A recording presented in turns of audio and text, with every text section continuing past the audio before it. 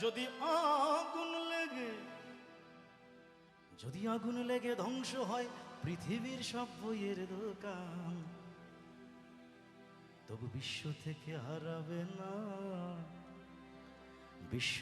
হারাবে না পবিত্র কোরআন।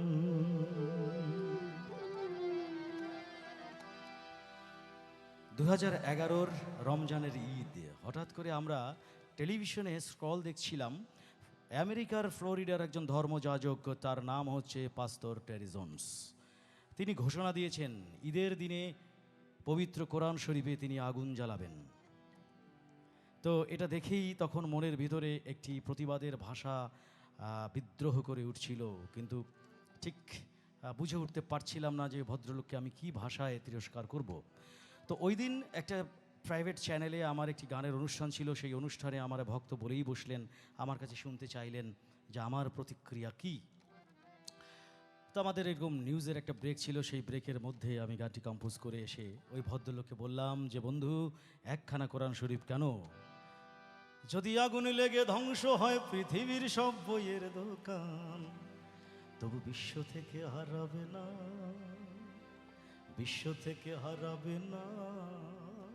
পবিত্র কোরআন। যদি আগুন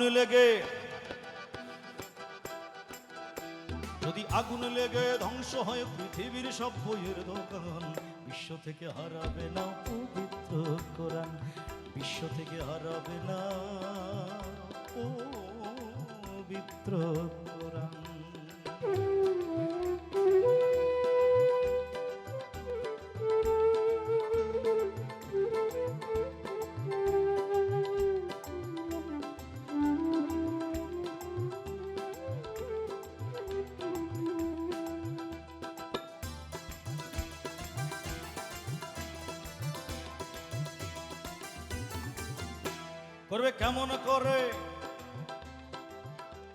করবে কেমন করে কোরআন ধ্বংস, আগুনের তেজ আছে বিশ্বভর অগণিত কোরআন হাফেজ।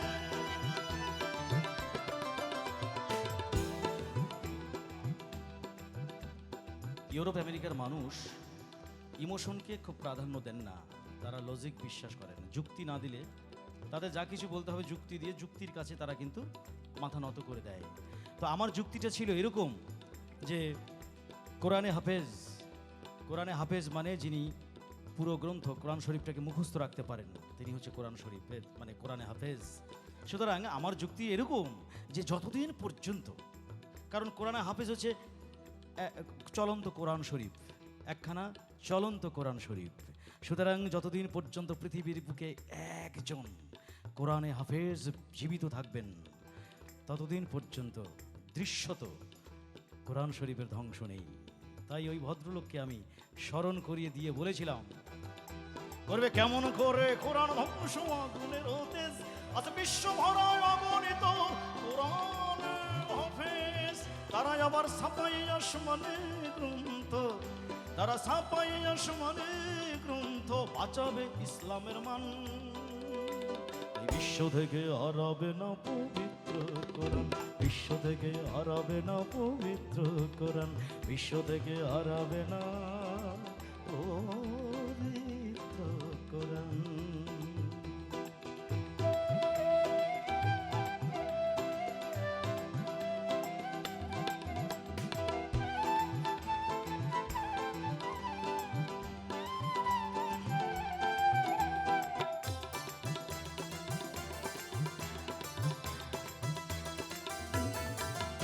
করলো কোরআন নিয়ে কত লোকে আদালতে কেস, লিখলো সালমান রুশদি বিদ্বেষপূর্ণ স্যাটানিক ভার্সেস।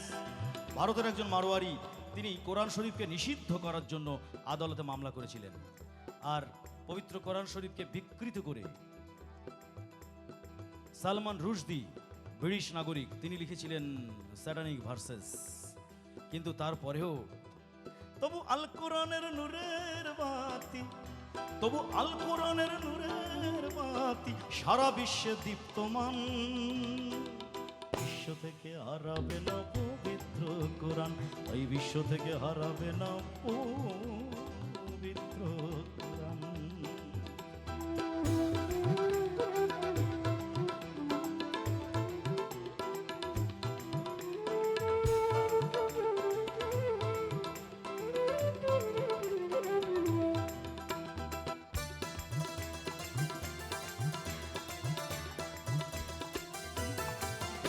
দেখো পাকিস্তানের জিয়া মরল দুর্ঘটনায় ভাই, তার বিমান পুড়ে ছাই হয়েছে, কোরআন পড়ে নাই।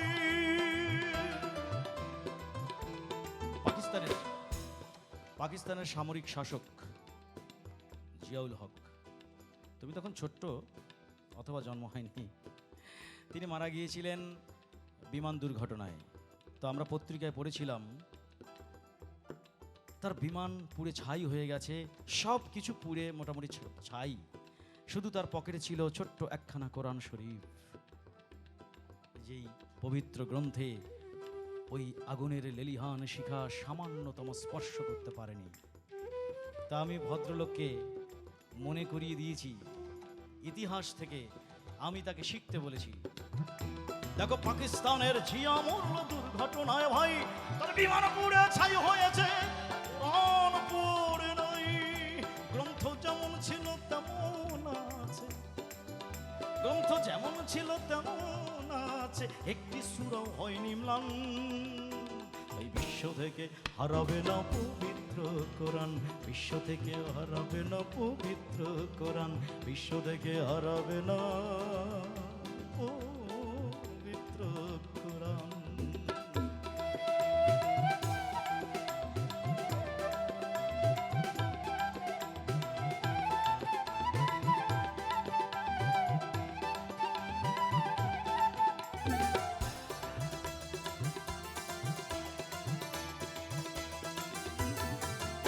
যারা কোরআন ধ্বংস করতে চায় জানে না তাহারা, আমি বলেছি এর পরেও, এত কিছু জানার পরেও যারা কোরআন শরীফকে ধ্বংস করার ষড়যন্ত্রে মেতে উঠতে চায়, তাদের উদ্দেশ্যে আমি একটি হুঁশিয়ারি উচ্চারণ করেছি। যারা কোরআন ধ্বংস করতে চায় জানে না তাহারা, ওই গ্রন্থের প্রতি পাতা ফেরেশতারা সদা দিচ্ছে পাহারা।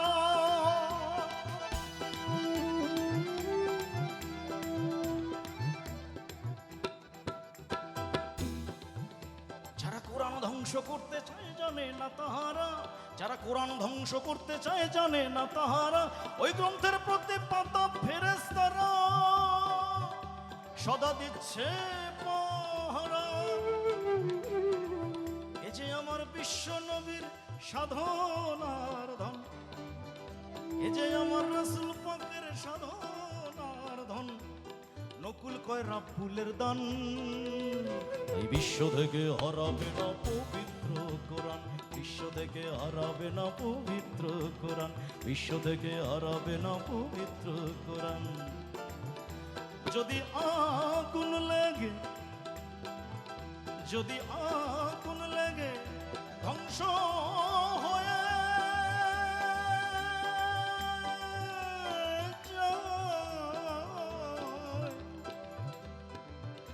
ধ্বংস হয়ে যায়, যদি আগুন লেগে, যদি আগুন লেগে ধ্বংস হয় পৃথিবীর সব বইয়ের দোকান, তবু বিশ্ব থেকে হারাবে না পবিত্র কোরআন, বিশ্ব থেকে হারাবে না পবিত্র কোরআন, বিশ্ব থেকে হারাবে না পবিত্র কোরআন, বিশ্ব থেকে হারাবে না পবিত্র কোরআন, বিশ্ব থেকে হারাবে না।